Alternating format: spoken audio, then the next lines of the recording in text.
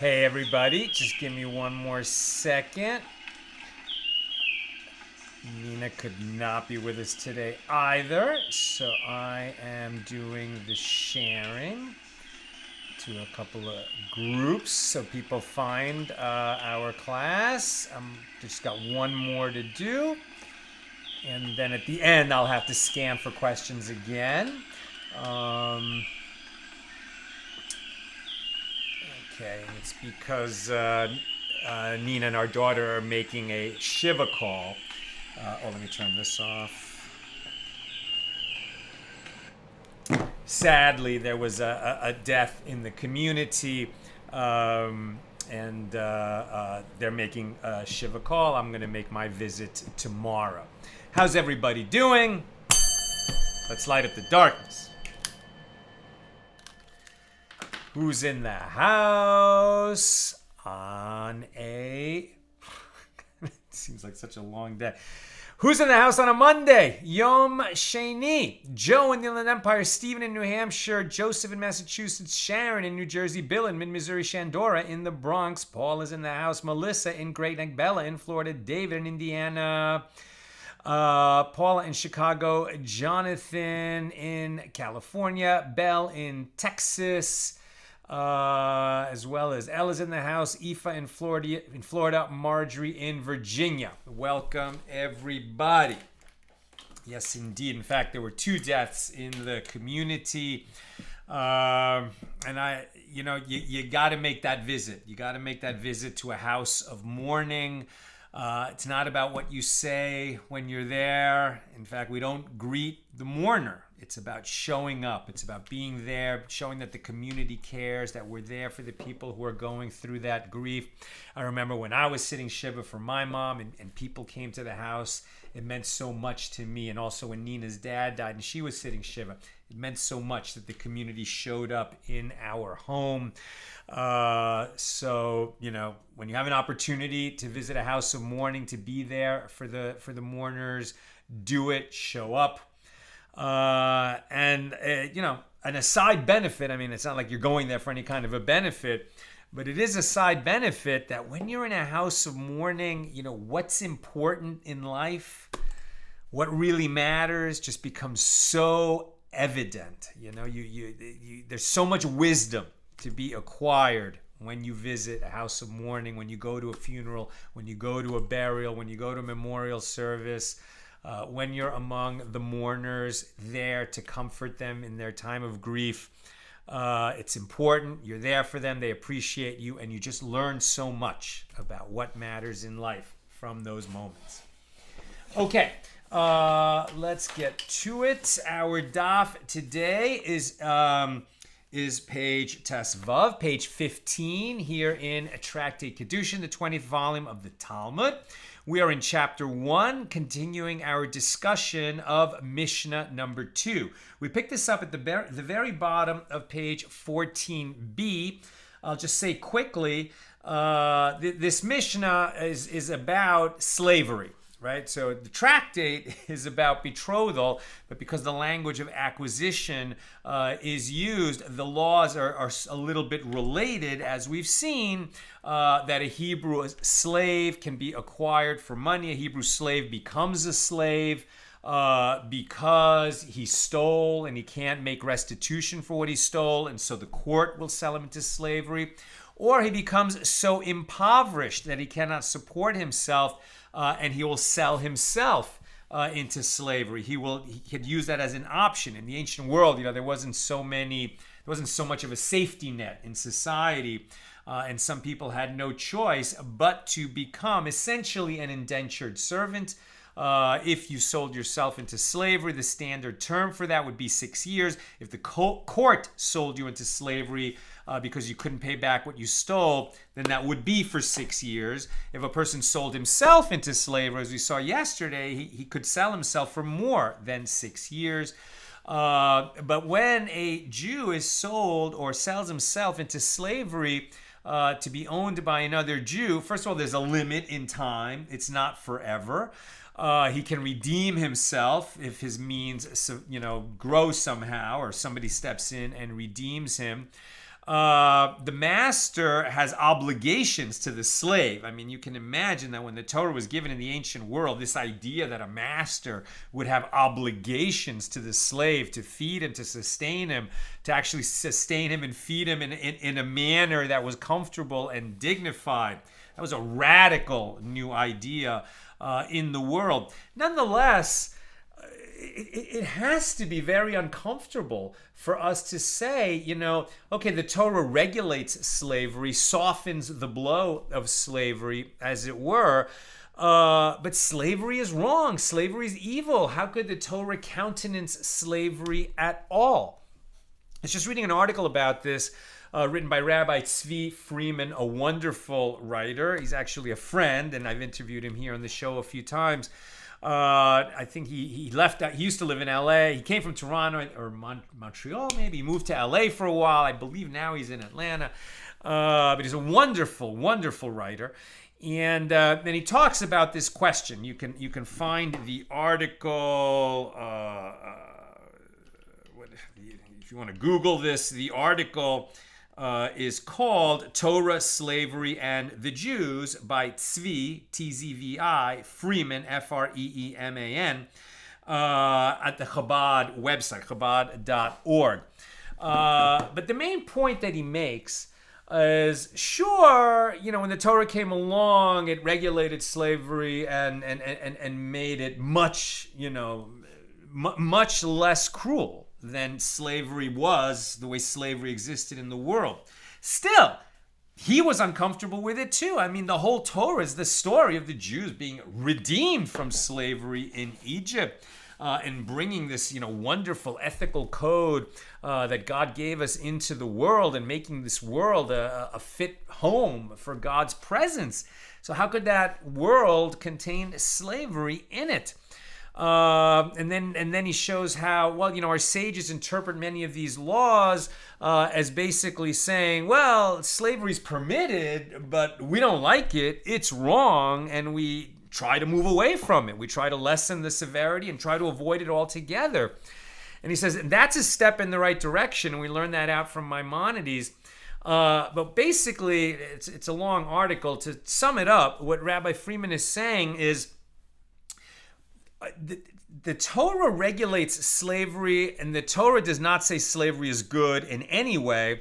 And in fact, it speaks harshly about slavery, even as it regulates it.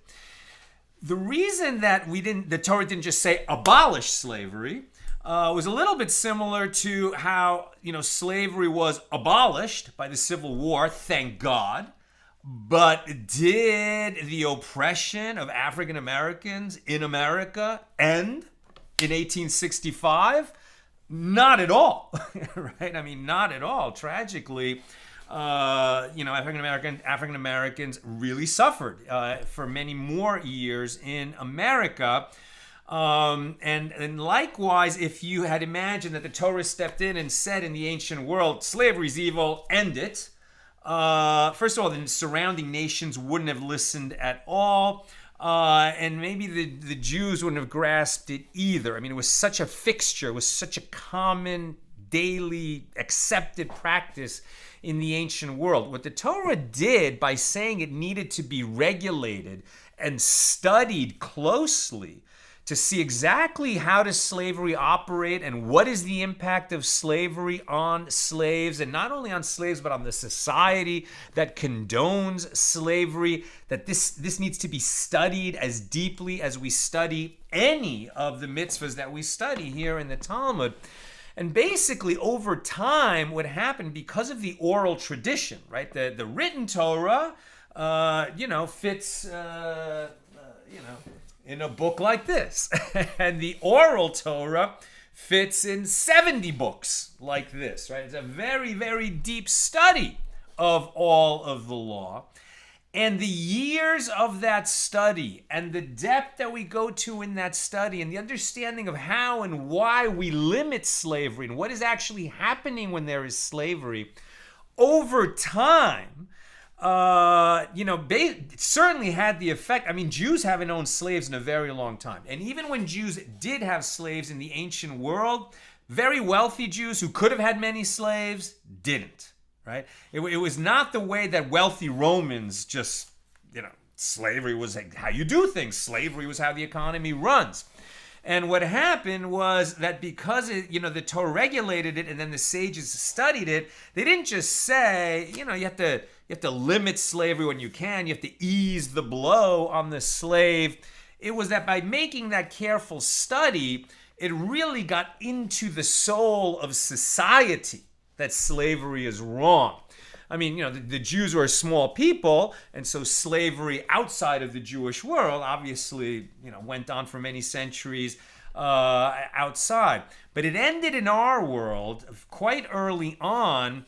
And what Rabbi Friedman shows is interesting that many of the writers, the abolitionists that really created the movement that ultimately ended slavery in America, were Christians, but who were accused of Hebraicizing Christianity, right? That's many of these principles that they were talking about why slavery was wrong came from, that oral tradition in Judaism. So many of these principles were also operating in the creation of the United States.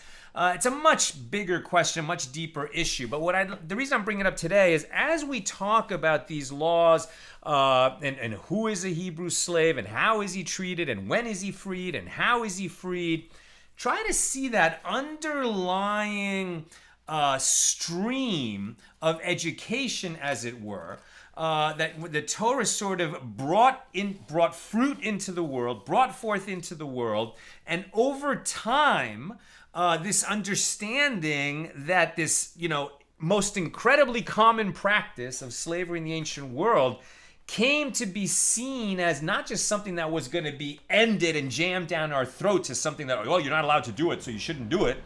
But rather that it came at, eventually sort of got inside the people and into their hearts, and they came to understand not just that it's wrong, but why it's wrong. What happens? It was not an obvious thing for people in the ancient world to understand that slavery is wrong. So see in these principles as we study, not just how the Torah limits slavery, but what those principles are. Okay. So we pick it up at the bottom of 14b. The Gemara asks, what is the reasoning of the first Tana who says that a Jew who sells himself into slavery because he's become impoverished is not pierced with an awl as opposed to one who is sold by the court? Pierced with an awl means, interesting, right? What slave would choose to remain enslaved when he has a choice to go free? Answer, the way that slavery was practiced, when Jews had to be enslaved to other Jews, because they had so many rights, and obligations of the master to sustain and treat the slave with compassion, that a slave might choose to remain enslaved. Now, this was highly discouraged. But the Torah gave him an option to remain enslaved. And if he wanted to remain, then they would do this ritual where he was brought to a certain doorway and his ear would be pierced and he would be marked as someone who chose to remain enslaved. Interesting, this was available to one whose life had fallen apart so much that the court sold him into slavery.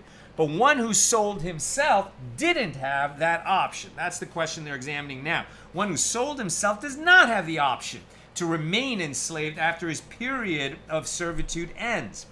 So what is the reasoning of the rabbi who says that one who sells himself may not be pierced with an awl, may not opt to remain enslaved?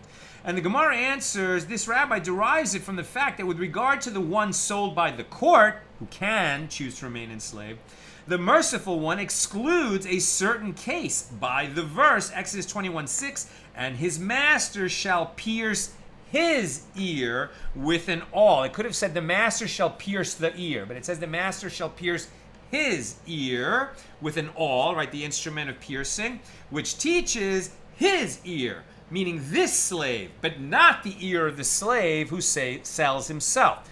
page 15a. And the other sage, Rabbi Elazar, would say that term, his ear, comes for a verbal analogy. It's teaching a different lesson. As it is taught in the Baraisa that Rabbi Eliezer says, from where is it derived that the piercing of a Hebrew slave's ear with an awl is performed on the right ear? It is stated ear here with regard to a Hebrew slave, and it is stated there with regard to the ritual purification of the Mitzorah, one who develops the skin condition saras, which no longer exists, but it did when the temple was standing. And we've talked about it before. It's a physical expression of a spiritual malady, often associated with lashon hara, with evil speech, gossip, slander, etc., using the tongue in an inappropriate fashion. So it is stated, so here we're talking about the ear of the Hebrew slave who wants to remain a slave. And there, when the Mitzorah is purified at the end, after his skin is healed and he's purified and he's allowed to rejoin the congregation, it says, Leviticus 14:14, the right ear of he who is to be purified, right? So the priest will put some, we'll put some oil, I think, on the ear of this person as well. He's anointed, right? The ear, the thumb, and the toe, I believe, is part of that purification ritual. So the right ear of he who is to be purified. So just as there, with regard to the Mitzorah, it specifies his right ear is anointed for his purification. So too here, the piercing of a slave must be performed on the right ear. And the Gemara asks, and how does the other sage, the first Tana, derive that this piercing can be performed only on the right ear, since he's using the phrase his ear to teach that only the one who is sold by the court may opt to be pierced, but one who sells himself into slavery may not. So he's learning that out from the phrase his ear. So therefore that phrase is not available to teach that it has to be done in the right ear, according to that interpretation. So how does he know that it needs to be done on the right ear? So that rabbi would argue that if it is so that the word ear is stated only for the sake of the verbal analogy, let the verse say merely ear, and one would learn the law through a verbal analogy from the case of the Mitzorah. What is the reason that it states his ear? This serves to teach that one who sells himself may not be pierced. Okay, so then go back to the other sage, Rabbi Elazar, who would then answer, that formulation is necessary to teach a different teaching, that the commandment of piercing applies to his ear, but not her ear. He learns from the pronoun that piercing may be performed only on a male slave, but not on a female slave, which the Quran translates as a maidservant. And the Gemara asks, and from where does the other sage, the first Tana, derive this law? And the Gemara answers, he derives it from the verse, but if the slave shall say, Exodus 21:5. And this indicates that piercing applies to the slave, but not to a maidservant. In other words, slave and maidservant are used as a translation because the word slave in English, which could be either male or female, in Hebrew has a masculine form and a feminine form. And it's used in the masculine here. So the other sage, Rabbi Elazar, who does not derive this ruling in the same manner as the first Tana, requires this verse for a different law. A slave may declare that he wishes to be pierced, provided that he says this when he is still a slave. After he has been emancipated, he can no longer say that, you know what, I wish I was still my man. In other words, like this slave had it good. He was working for a very rich and kind master. He was living a comfortable life. So he might say, I want to stay here. But once he's redeemed and he goes free and he realizes it's really difficult out there, I was better off when I was enslaved to this kind and rich master. I want to go back. Then it's too late. And the Gemara asks, and from where does the other sage, the first Tana, learn this law? And the Gemara answers, he derives it from the terms slave and the slave. If the verse had stated only slave, one would have learned that a slave may say this only while still a slave. Since it is actually written the slave, this teaches the other law as well, that a slave may be pierced, may opt to remain enslaved, but a maidservant may not. The Gemara comments, and the other sage, Rabbi Elazar, does not learn a law from this slight difference between slave and the slave. So the Gemara clarifies additional details with regard to this dispute. What is the reasoning of the rabbi who disagrees with Rabbi Elazar, who says that one does not grant a severance gift to one who sells himself? With regard to, right, so a Hebrew slave, when he goes free, not only does he go free after 6 years, but you have to give him a severance gift, something to help him get on his way and become independent again. But you do not grant a severance gift to one who sells himself into slavery. Now, with regard to one sold by the court, the merciful one excludes a certain case by the verse, you shall give a severance gift to him.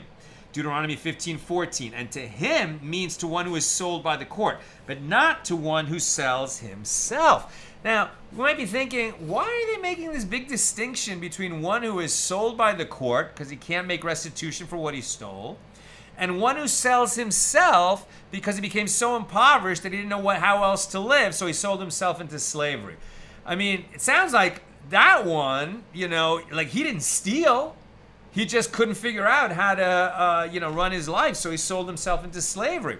The one who was sold by the court, that happened because he resorted to theft in order to get along. And yet it seems like we're being kinder in terms of that severance gift at the end of the servitude to the one who was sold by the court than this interpretation of the Torah is to the one who sells himself. Why?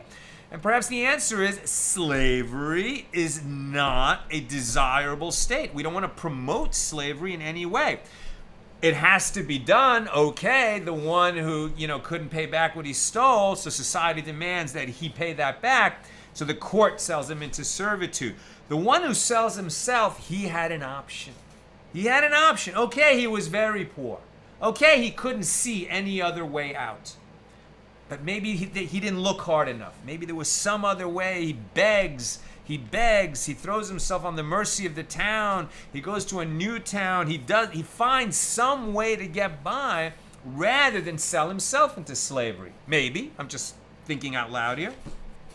At any rate, according to this interpretation, the one who sells himself into slavery doesn't get the severance gift from the master when he goes free.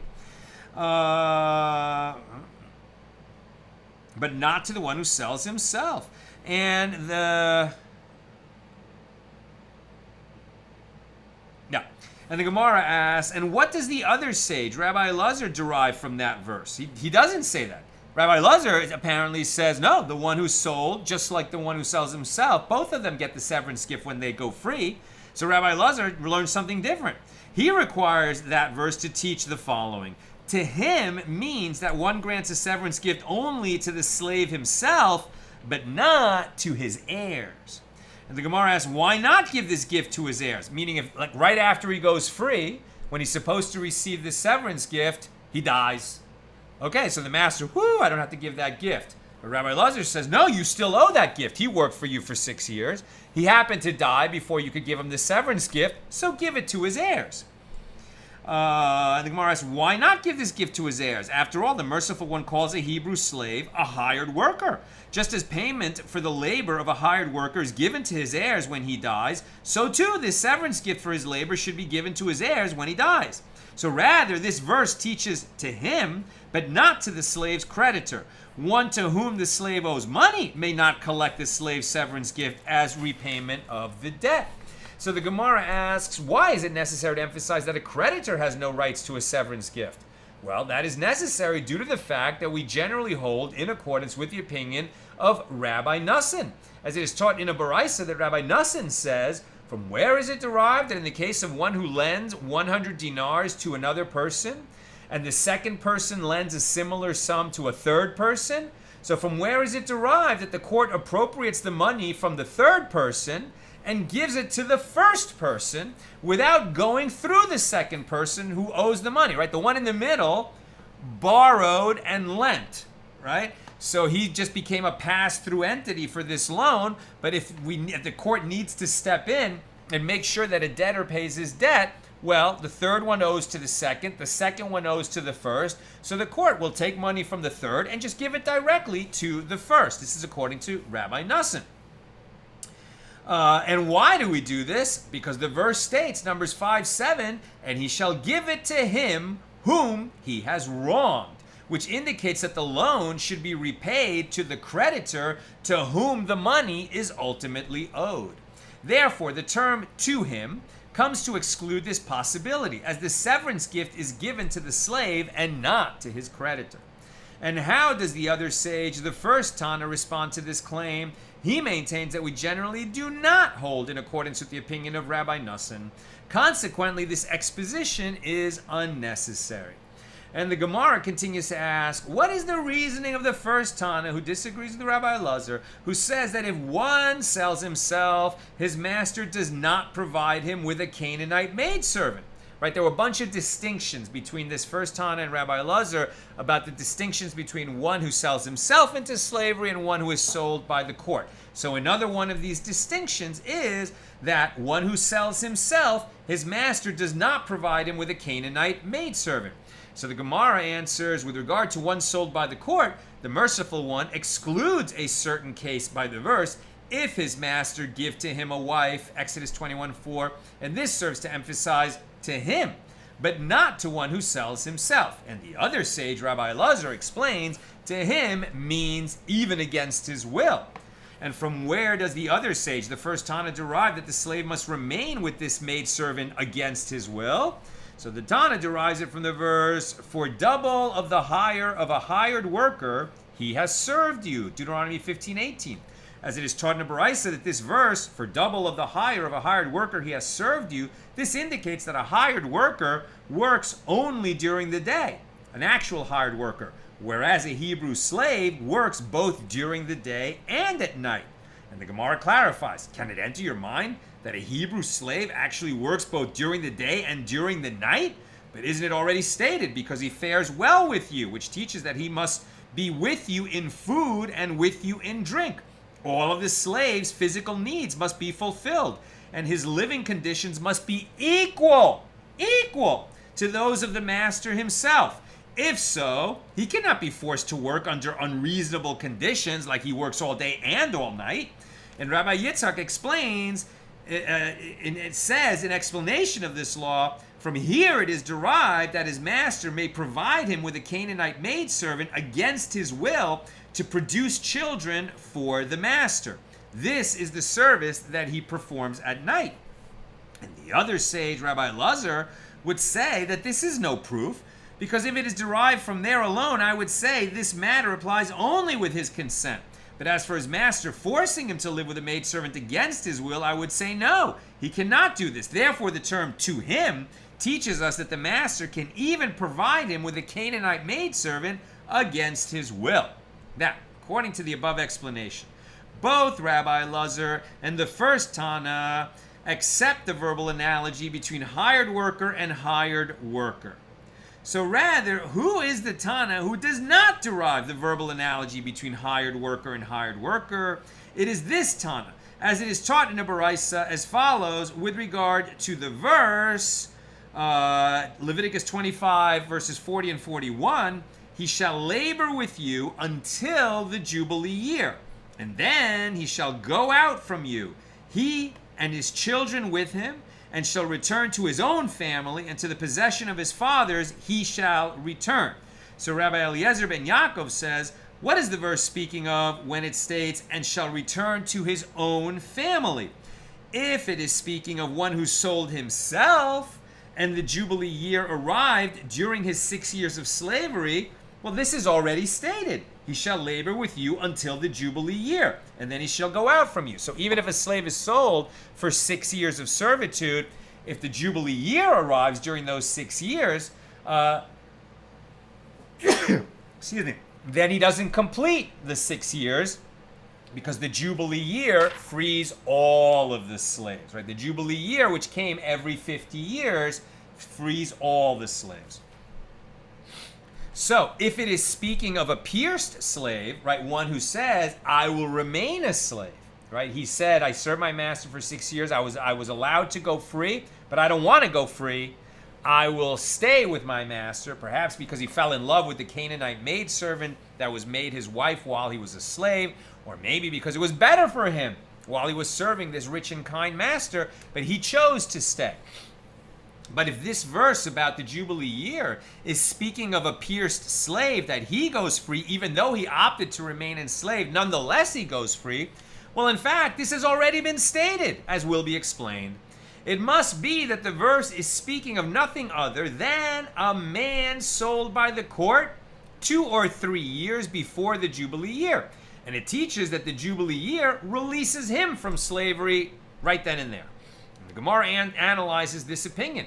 And if it should enter your mind that Rabbi Eliezer ben Yaakov derives the verbal analogy between hired worker and hired worker to compare one who sold himself into slavery with one who was sold by the court, why do I need this verse? Let him derive that a man sold by the court is released in the Jubilee year by the verbal analogy between hired worker and hired worker, which connects it, the one sold by the court to the one who sold himself. And in both cases, the Jubilee year frees them, and we already learned this.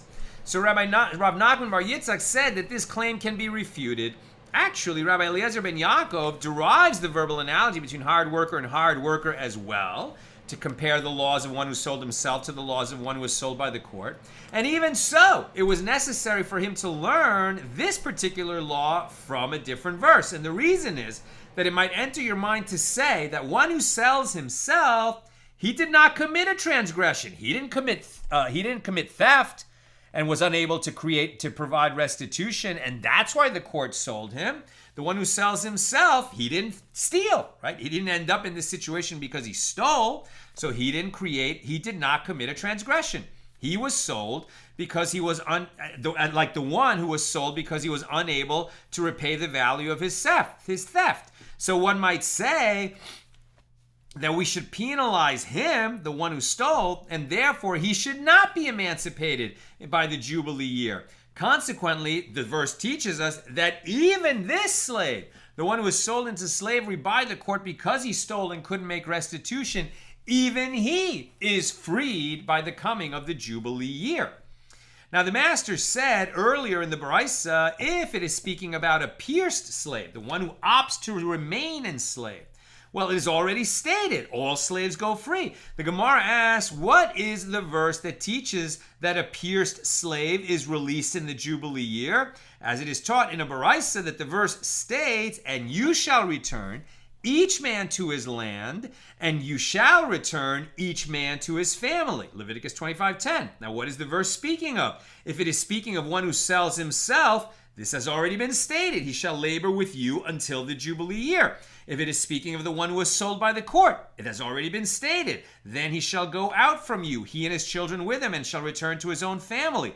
So it must be that the verse is speaking of nothing other than a slave who is pierced 2 or 3 years before the Jubilee year, and that the Jubilee year releases him.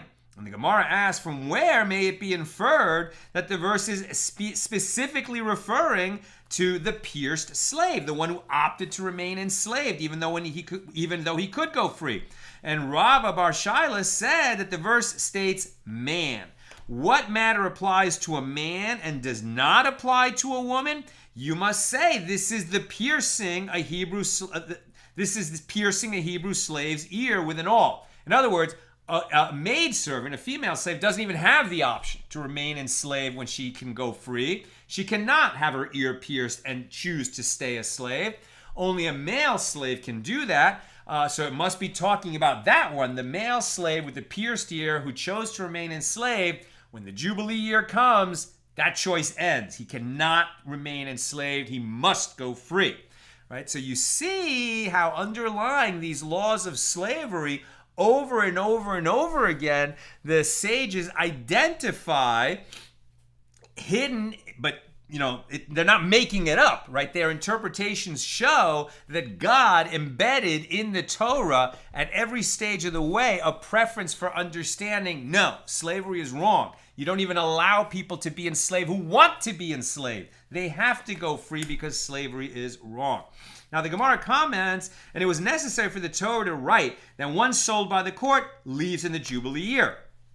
It was also necessary to write the same with regard to a pierced slave, as neither case can be derived from the other. And the Gemara explains, as if the Torah had informed us only about one who was sold by the court, one might say that the Jubilee year releases him because his time had not come to be free. But with regard to a pierced slave whose time had come, but he did not wish to be freed, one might say that we should penalize him and he should remain a permanent slave. Therefore, the Torah teaches us, no, even he must go free.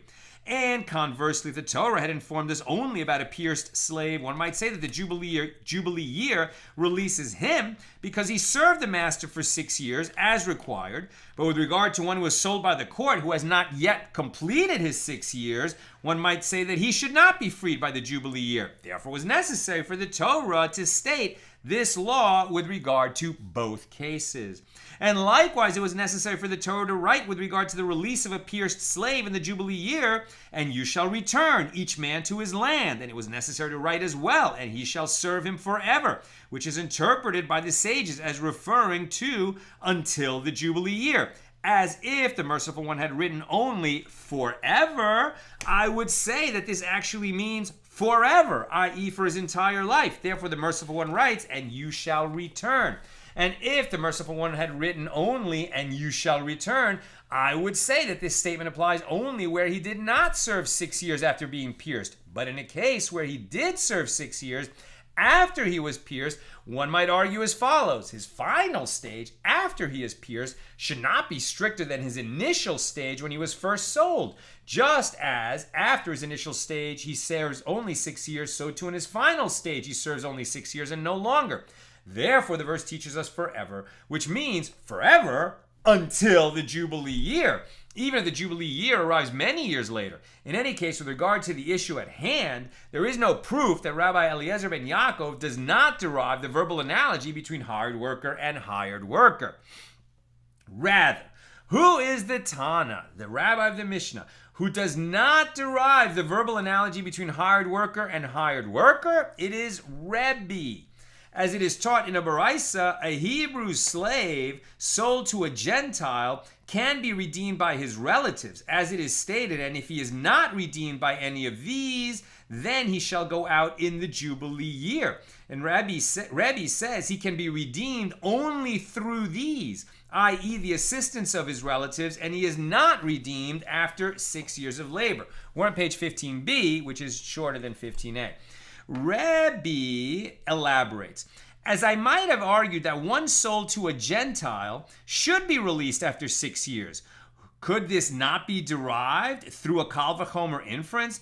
If one who cannot be redeemed by these relatives, i.e. a Hebrew slave who was sold to a Jew, as he cannot be redeemed by his relatives, nevertheless is redeemed without anyone paying after 6 years of labor, is it not logical that this Hebrew slave who was sold to a Gentile, who can be redeemed by his relatives, can likewise be redeemed after 6 years of work? Therefore, the verse states, by any of these, to emphasize that one sold to a Gentile can be redeemed only through these relatives, and he cannot be redeemed after 6 years, right? Meaning, if a Jew was sold to a Gentile, presumably like in the land of Israel where a Gentile was dwelling, and somehow the Jew was sold to a Gentile so that, even the Gentile would follow the law of the land, as it were. If he's sold to a Gentile, the Gentile doesn't have to let him go free after 6 years. That's the law of a Jew who is enslaved to a Jew. If a Gentile owns a Jewish slave, that particular law does not apply. However, the Torah does mandate that the relatives of that Jew who was sold into slavery to a Gentile have to redeem him. They have to find the money and redeem him. This is like redeeming the captive. Right? Basically, that Jew is considered a captive because his master is not otherwise bound by Torah mitzvahs. That master is not going to treat him with the compassion and the kindness and make sure that he has a bed and food at the same level of his master. The Gentile's not bound by those laws. So if a Jew is sold into slavery by a Gentile, he's not going to go free after 6 years. You can't claim he's going to go free after 6 years. The Torah doesn't mandate that. But what the Torah does mandate is that his relatives redeem the captive. And if his relatives can't do it, as we'll see, the Jewish community should try to do it.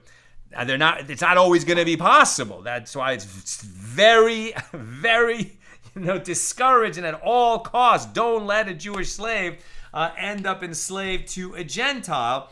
because we might not be able to redeem him. So just don't let it happen in the first place. But if it does happen, and if there's not that policy consideration, right, that the Gentiles come and kidnap a bunch of Jews, and if we pay exorbitant amounts of money, it's going to result in the Gentiles coming and kidnapping more Jews. Against that possibility, we don't pay these enormous ransoms. But as long as it's sort of within the policy, as it were, it's not going to lead to more Jews being kidnapped or enslaved, then we do anything we can to redeem the Jew from enslavement to a Gentile. And so the Gemara explains its proof, right? This is all being mentioned in the context of some compare the Jew who sells himself into slavery versus the one who is sold by the court into slavery, and some sages don't. And now the Gemara is arguing that Rebbe does not make that distinction. Or rather, Rebbe does make a distinction. The others say no. Right? So what is it saying? The Gemara explains its proof. And if it enters your mind that Rebbe derives a verbal analogy between hard worker and hard worker, so why does he say, if one who cannot be redeemed by these, with regard to one who is sold to a Jew, let him derive that law from the case of one sold to a Gentile, through a verbal analogy between hard worker and hard worker. The term hard worker is used in reference to one sold to a Gentile as well as one sold to a Jew. So as a hard worker, year by year, he shall be with him, in Leviticus 25:53. And accordingly, one can say that even one sold to a Jew can be redeemed by his relatives. And the fact that he does not accept this claim indicates that Rebbe rejects the verbal analogy between hired worker and hired worker, not only in comparison between a Jew sold to a Gentile or a Jew sold to a Jew, but also in the comparison between a Jew who sells himself into slavery and a Jew who is sold by the court, in those cases to another Jew. So Rav Nachman Bar Yitzchak said, this proof can be refuted as one can say actually that Rebbe does not derive the verbal analogy between hard worker and hard worker. And it is different here with regard to one sold to a Gentile. As the verse states, either his uncle or his uncle's son may redeem him. Leviticus 25:49. And this emphasis of him teaches that redemption is an option only for this slave and not for a different type of slave.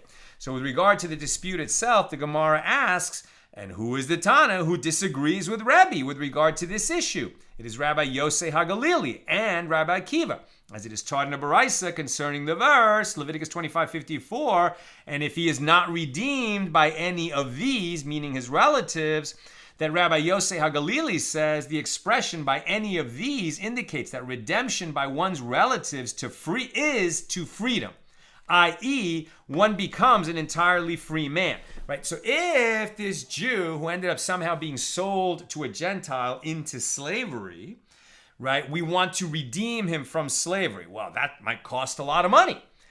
This guy ended up enslaved. Maybe he even sold himself to a Gentile. Now it's going to cost a lot of money to redeem him from slavery. So when we essentially purchase him from the Gentile, right, we're buying the slave from the Gentile, then what happens to him? He doesn't have the money to pay back the one who redeems him. Does he become a slave to a Jew? He came out of slavery to the Gentile because we purchased him, right? We bought him back, as it were. So does the one who bought him now own him, let's say for 6 years as an indentured servant, and he's going to serve out the 6 years there, and then he'll go free?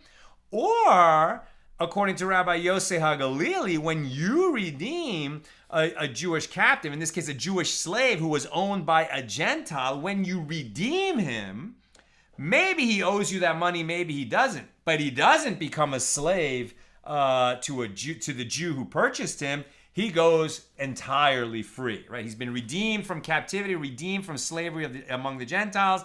When he comes back, he's free. That's what Rabbi Yosei HaGalili is saying. The expression by any of these, which we said is talking about his relatives, indicates that redemption by one's relatives is to freedom, i.e., one becomes an entirely free man. But if a slave is redeemed by anyone else who pays the Gentile master, it is to slavery. Right? Rabbi Yosei HaGalili says, if your relatives redeem you, you go free. If some other Jew steps up to redeem you, okay, he did you a favor. He is buying you, so you're no longer enslaved to the Gentiles, but you're going to be enslaved to him. It's going to be better for you because this Jew has a lot of obligations toward his slave that the Gentile didn't have. So it's an upgrade, but you're still a slave. That's what Rabbi Yosef HaGalili says. The redeemed slave becomes indentured to his redeemer until he repays the cost of his redemption through his work. Rabbi Akiva says the opposite. By these, meaning his relatives, he is redeemed to slavery. He owes his relatives that money. He's going to be a slave to his relatives until he pays them back. Whereas if some other Jew steps up to redeem him, he goes entirely free. And so the Gemara asks, what is the reasoning of Rabbi Yosef HaGalili? And the verse states, concerning a redeemed slave who is emancipated, quote, if he is not redeemed by any of these relatives, but if he is redeemed by another, then he shall go out in the Jubilee year, not earlier, as he becomes enslaved to the one who redeems him. And Rabbi Akiva says, if he is not redeemed in any other manner, but only by any of these, meaning the relatives, then he shall go out in the Jubilee year. Meaning, if he is redeemed by his relatives, he is emancipated only at the close of only in the Jubilee year, but he'll be enslaved until then, or until he pays back what the money his relatives put up to redeem him from slavery to the Gentile.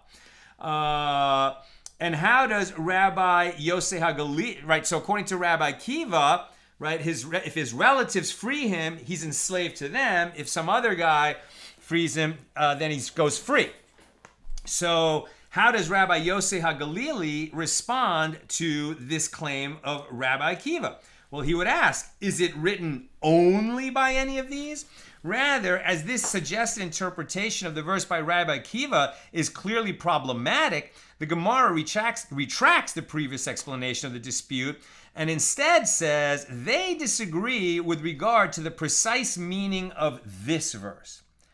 Either his uncle or his uncle's son may redeem him, or any that is near of kin unto him of his family may redeem him, or if he becomes rich and he is redeemed. So either his uncle or his uncle's son may redeem him. This is the redemption performed by relatives. Or if he becomes rich, this is if the slave can redeem himself. And he is redeemed, this is redemption by other people. So that covers all three cases.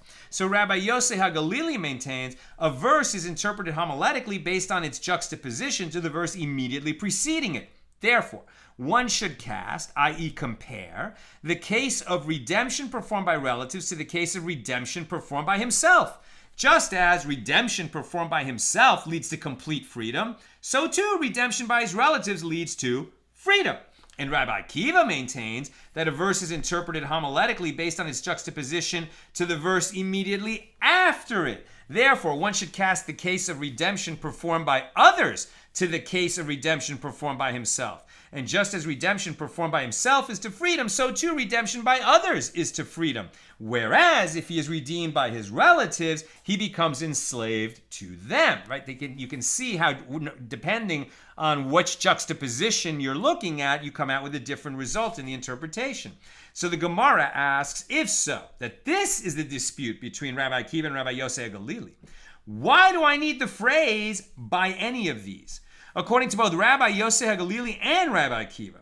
And the Gemara answers, if it were not for the phrase, by any of these, I would say that a verse is interpreted homiletically based on its juxtaposition to the verse immediately preceding it, as well as to the verse immediately after it. And therefore, every manner in which he is redeemed is to freedom. And the phrase, by any of these, limits his freedom either to relatives or other people, according to the respective opinions of Rabbi Yosef HaGalili and Rabbi Akiva. Spoiler alert, where did this discussion in the Gemara end up?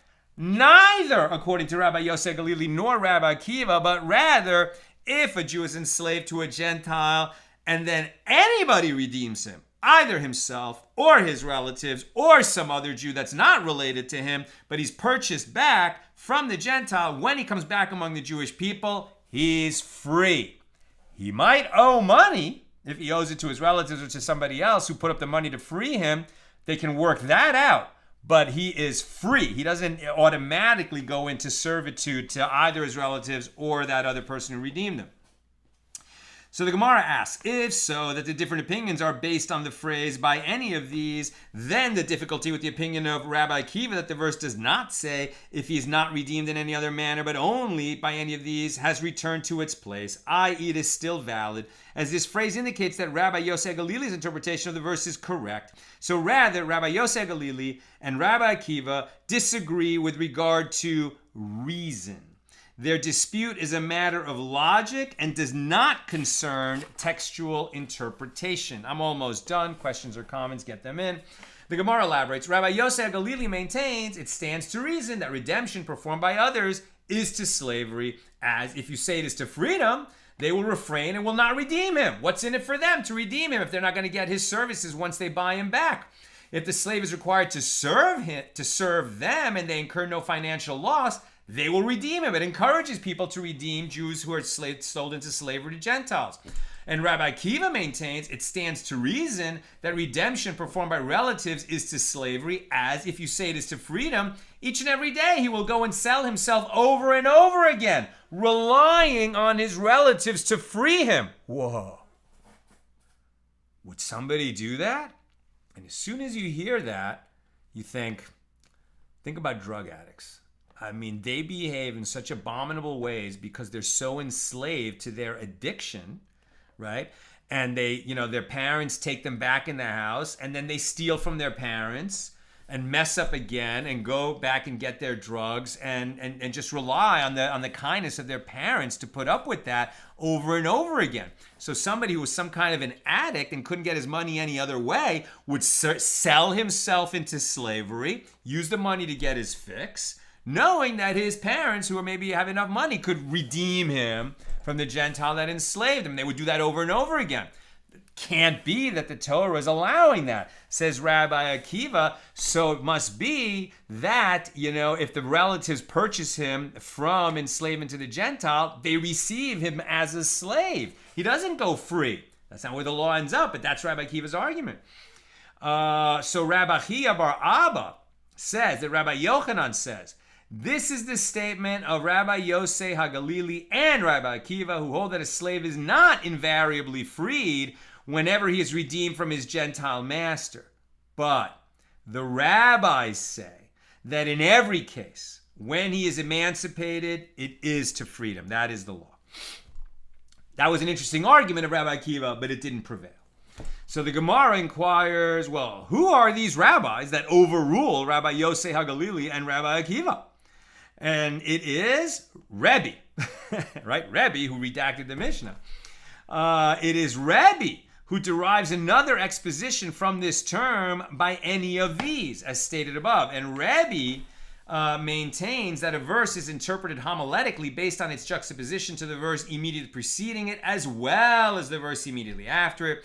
Consequently, the Hebrew slave of a Gentile is emancipated regardless of whether he is redeemed by relatives or other people. If they give the money to the Gentile, they bring him back to the Jewish people, he comes back as a free man. And the Gemara asks, and Rebbe, what does he do with the verse? And if he is not redeemed by any of these means, then he shall go out in the Jubilee year. And the Gemara answers, Rebbe requires this verse for that which is taught in a Baraisa with regard to the verse, then he shall go out in the Jubilee year.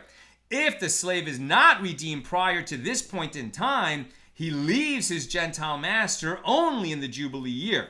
And this indicates that the verse is stated with regard to a Gentile who is under your authority, i.e. one who is subject to Jewish rule. Right, so a Gentile who owns a Jewish slave, but who's living, right, in ancient Israel, where he has to serve under Jewish law, even though he's not commanded in Torah mitzvahs, he still is under the Jewish king, as it were. Or perhaps you will say that the verse is stated only with regard to a Gentile who is not under your authority. Well, this is not possible, as you say, but what can be done to him to compel him to obey the Torah's commands? Consequently, the verse must be speaking of nothing other than a Gentile who is under Jewish authority, as for example, under a Jewish king in ancient Israel. And that brings us to page 16a. That's where we finished today. Nina, as I mentioned at the beginning of the class, is making a Shiva call with our daughter. They're visiting a house of mourning. Somebody in our community has died. And so I am scanning the comments to see a question that I can answer. Let me see.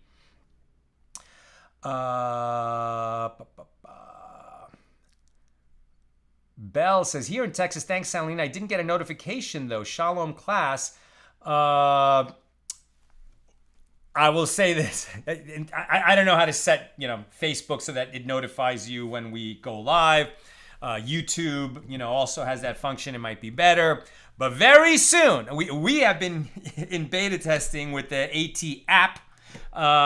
And so very soon, God willing, we'll be able to get that out to you. And, among the many amazing features that it has, like so much content will be available on that app, including the daily class and a notification through the app right to your phone to tell you that we're going live. So please God that we get that ready soon. It's going really well. It's just like anybody who's ever been involved in app development knows that, it's those final tweaks that take the longest time, and that's where we are. But this thing looks great. You're going to love it.